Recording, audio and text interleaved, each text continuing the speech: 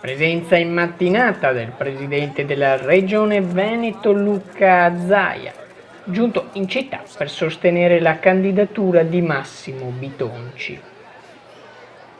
Molti i temi affrontati dal governatore, in primis smorza la polemica che si era creata attorno alla foto da lui pubblicata a fianco ad un giocatore di colore. Non siamo razzisti e chiunque sia in regola ai lavori è il benvenuto qui.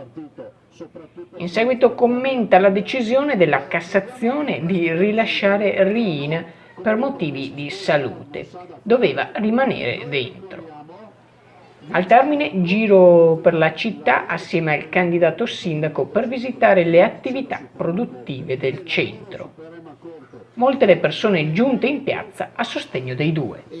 Spischember Channel News, Padova.